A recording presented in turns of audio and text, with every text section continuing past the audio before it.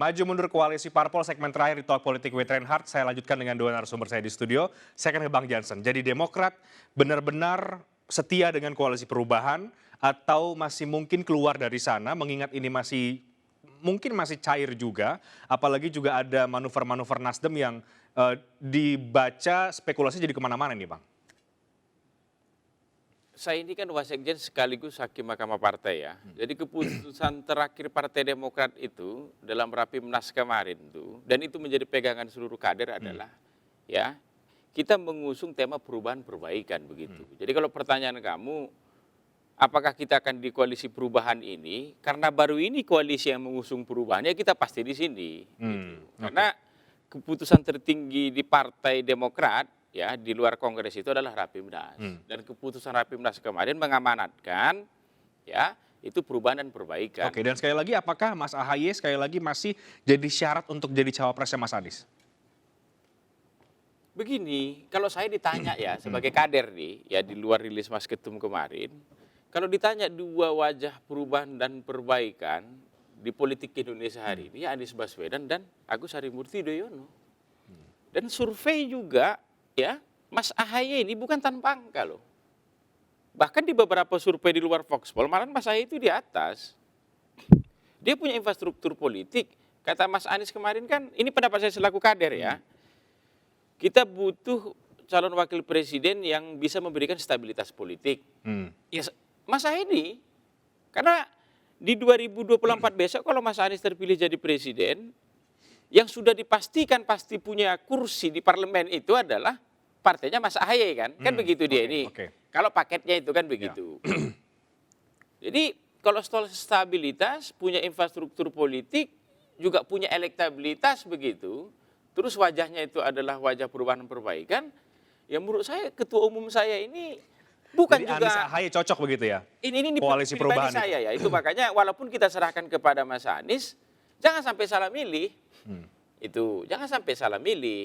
Jikapun beliau milih begitu yang mana kan gitu dia. Itu makanya tadi yang disampaikan oleh Dr. Kandidat Panggi tadi sudah pas. Ini equal sekarang, tetapi nggak boleh juga calon presiden ini ya memilih sembarang hatinya kan begitu.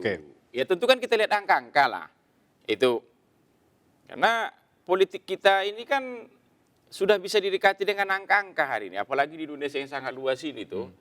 270 juta nih, kalau DPT aja 200, berarti 1% elektabilitas itu ekuivalennya itu hampir 2 juta orang tuh. Ini nggak bisa kita raba-raba dengan feeling. Ya disurvei. Itu makanya kalau nanti misalnya koalisi perubahan ini jadi begitu, masih ada kata kalau jadi nih. Agar wasitnya adil, agar ketemu wasit yang adil, ya kita pakai survei jangan-jangan. Ya, nanti bisa kita usulkan ke tim kecil lah. Oke, kita paketkan dengan ini, panggillah Pak Panggi, tolong dulu survei, nama ini, paket ini, muter. Respondennya buat agak lebar ya, 2.200, 2.800 gitu, surnasnya, survei nasional. Oh, nggak terlalu tinggi dengan yang ini kan gitu aja. Itu. Dan kalau itu bukan Mas AHY, Anda terima, Demokrat terima? Yang penting temanya perubahan perbaikan ya. Jadi kalau individunya saya pribadi ingin Mas AHY. Karena kan banyak nih kabarnya Anies Kofifa, Anies Sandika Perkasa itu yang diinginkan oleh partainya Nasdem kalau saya tidak salah ya Bang Jansen. Lah itu makanya kalau individunya tadi saya ingin Mas AHY. Karena ketua umum saya ini adalah wajah perubahan Indonesia hari ini begitu. Bahkan beliau beberapa tahun terakhir ini adalah salah satu figur politik yang paling berani kemudian bicara soal ketidakadilan, injustice misalnya dan lain-lain begitu. Jadi di ruang publik itu dianggap gambaran tokoh oposisi. Nah, tetapi ya jika pun tidak beliau misalnya temanya ini harus perubahan. Itu dia kan ada dua di sini individu dan tema kan. Kalau Mas AHY dengan Mas Anies itu tanpa perlu kita bicara tema pun sudah pasti mereknya perubahan. Plus minusnya Pak Nerhat ketika Anies ngambil AHY dengan Kofifa itu ada. Kalau misalnya plusnya tadi infrastruktur politik ada Mas AHY, elektabilitas ada. Kemudian dari segi stabilitas beliau juga memenuhi. Nah, tetapi jangan lupa juga misalnya kalau kita anggap loh Kofifa atau yang lain ya. Kofifa misalnya dia punya basis kan Indonesia ini Jawa adalah kunci kan, Jawa Tengah, Jawa Timur. Nah, basis karena Kofifa itu adalah Jawa Tengah, Jawa Timur itu juga kuat, beliau gubernur, ada NU-nya, ada muslimannya, itu mungkin juga bisa menjadi pertimbangan.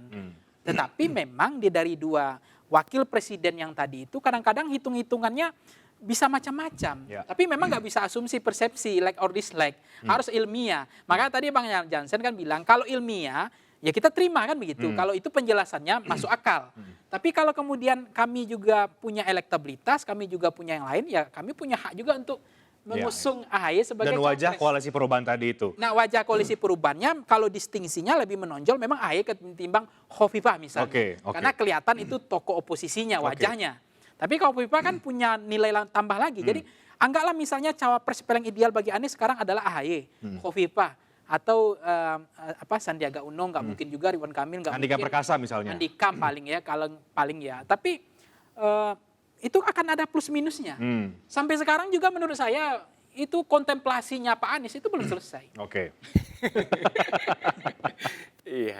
Iya. Gimana Bang Jansen? Belum selesai complicated. kontemplasinya Pak Anies. Tapi begini, artinya Anda melihat nama-nama lain yang muncul yang digadang-gadang ke Mas Anies itu belum menunjukkan koalisi perubahan, belum menunjukkan wajah perubahan seperti wajah dari Ketua Umum Anda. Saya kira survei juga ya. Kalau kita kembali ke ilmiah ini tadi ya, susah kita kalau pakai kemudian pokoknya begitu, feeling saya begitu, ilmiah saja begitu. Oke. Memang dua nama teratas kalau kita bicara yang kontras dengan pemerintahan hari ini begitulah ya. Wajahnya itu perubahan begitu. Memang Anies AHY begitu. Dua A ini, A plus ini, A kuadrat ini memang. Jadi kalau ada nama yang lain begitu, saya tidak tahu kalau ada survei terbaru begitu. Wajah ini juga adalah wajah bagian dari perubahan begitu misalnya. Kebetulan dua-duanya ini memang punya elektabilitas. Walaupun sekali lagi ya, saya ini kan kader partai tentu patuh dengan putusan Ketua Umum saya. Ketua Umum mengatakan untuk kandidat calon wakil presiden itu kita serahkan kepada bakal calon wakil presidennya gitu. Kita harus pakai istilah itu sekarang, baca wapres. Kalau kita pakai capres disemprit KPU lagi nanti acara ini. Baca wapres itu. Baca pres dan baca wapres. Nah itu Oke, dia. Walaupun publik sulit memahami ini. Bang, ada pertemuan di Terminal 3 Kedatangan Internasional Bandara Soekarno-Hatta, ya. Ada sekjen Anda di sana. Pertemuan ini lokasinya agak berbeda ini. Artinya saya kurang tahu ini apakah memang ada yang mendesak atau apa yang ingin atau ada isu apa yang sebetulnya perlu disampaikan oleh koalisi perubahan ini?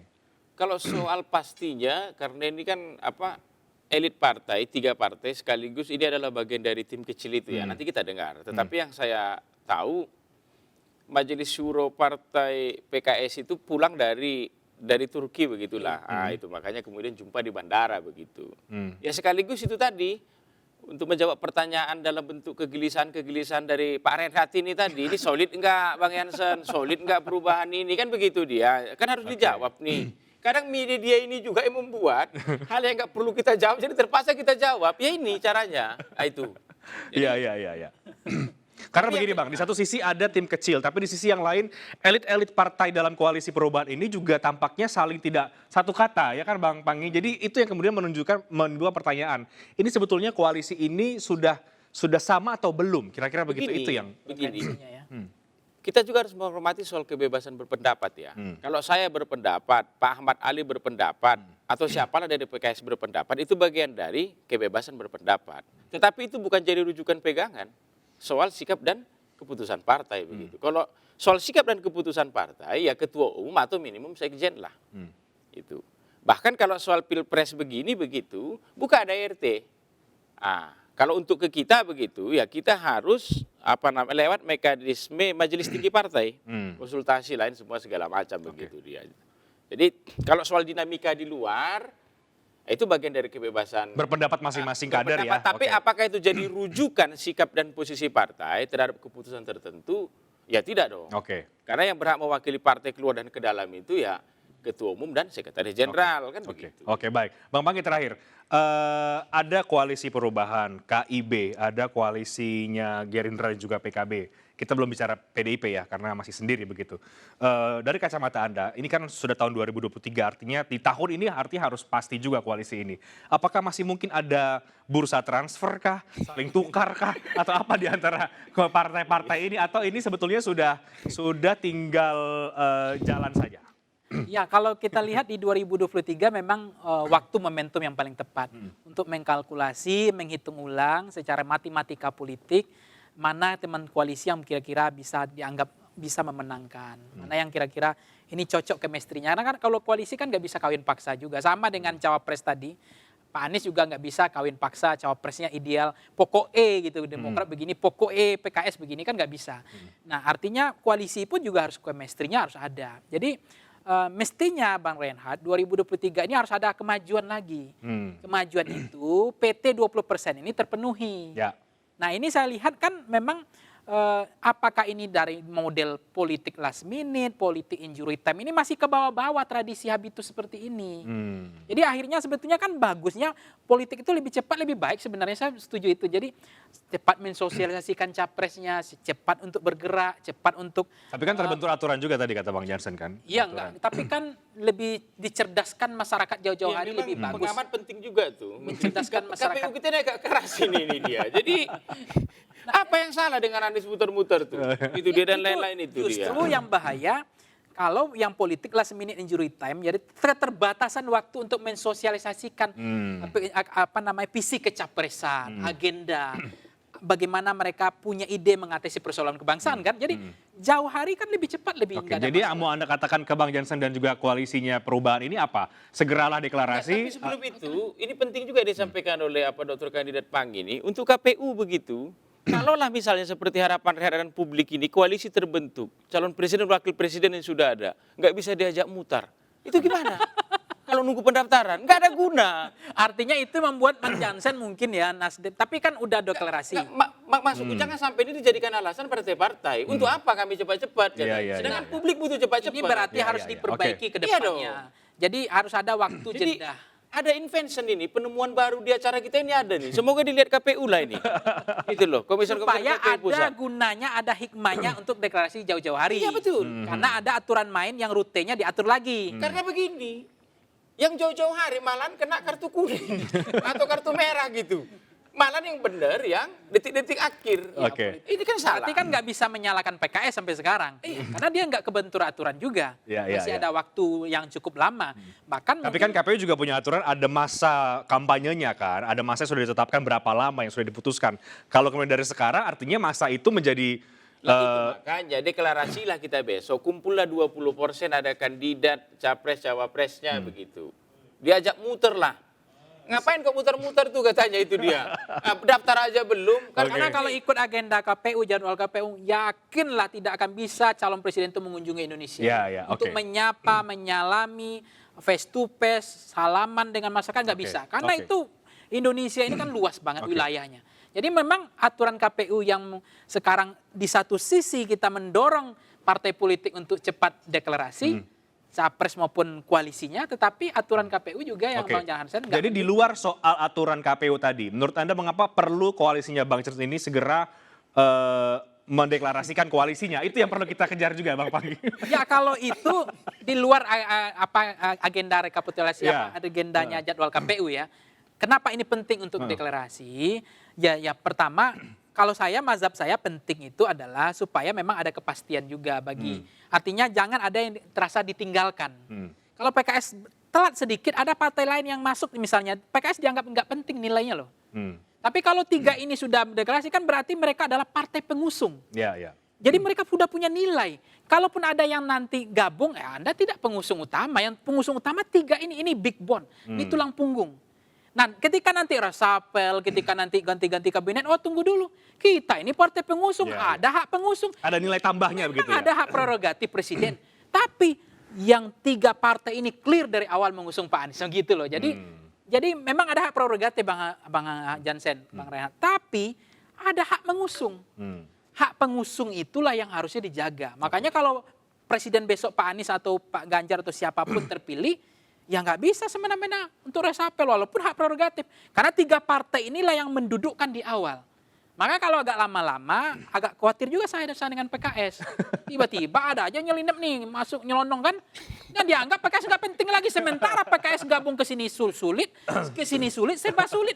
Ya, ya. merasa yang dialami oleh Partai Demokrat. Oke. Antara penting dengan nggak penting, deserti antara ada dan tiada. Oke. Mau gabung ke sini repot, mau ke sini nggak masuk ke sini kena pelit aturan. Karena kalau Ya. nggak dukung salah satu calon presiden langsung keluar. Langsung keluar, oke. Itu resiko. Nah, sesuai dengan judulnya, maju mundur koalisi parpol. Jadi kapan kira-kira itu akan dideklarasikan? Ada yang menyebutkan di internal katanya sebelum Februari lah dan lain sebagainya. Dari Demokrat maunya sebetulnya bagaimana, Bang? Terakhir. Kalau sesuai tema Pak Renat tadi, kalau mundur sih udah enggak ini. Oke, Ini kalau tinggal mundur sudah tidak majunya ya. aja. Oke, siap. Ini tinggal majunya aja begitu. Tinggal kalau soal deklarasi begitu, kita carilah nanti waktu yang pas. Semoga pertemuan atau konferensi pers begitu 3 partai di Bandara Jakarta sore hari ini begitu. Angin segar. Kalau anginnya udah segar, kalau angin udah segar ini, kalau angin sudah segar begitu. Tinggal kapan angin segar ini kita hembuskan begitu menjadi satu Hari baik. kesatuan angin gitulah dia ya. Jadi 3 partai begitu. Jadi kita tunggulah. Oke. Itu. Tapi yang pasti Demokrat, ya PKS dan Nasdem ini solid. Itu. Jadi ini menjawab pertanyaan sejak awal ya, Bang Jansen ya, bahwa koalisi 3 partai koalisi perubahan ini solid apapun yang terjadi peristiwa politik belakangan ini. Minimal kalau ditanya per saat ini, karena kalau masa depan kan susah kita raba begitu ya. Kalau masa depan kan sifatnya prediktif begitu.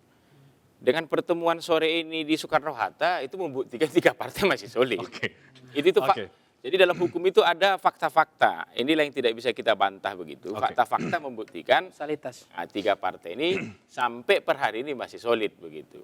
Kalau soal masa depan, ya kita lihatlah nanti perkembangannya. Kita akan lihat bagaimana dinamika politik ke depan dan juga koalisi partai politik ini. Apakah solid koalisi perubahan betul-betul terjawab nanti dengan deklarasi atau kemudian juga dengan koalisi-koalisi yang lain. Apakah akan ada yang baru atau sudah mulai terlihat peta politik koalisi di Pilpres 2024 saat ini atau belum. Nanti kita akan tunggu seperti apa momen politiknya. Tapi demikian Talk Politik with Reinhardt malam hari ini. Terima kasih banyak Bang Jansen, terima kasih banyak Bang Panggi dan juga Mas Saiful Huda tadi bergabung lewat sambungan Zoom. Saya Rehat Sirait pamit, terima kasih. Selamat malam.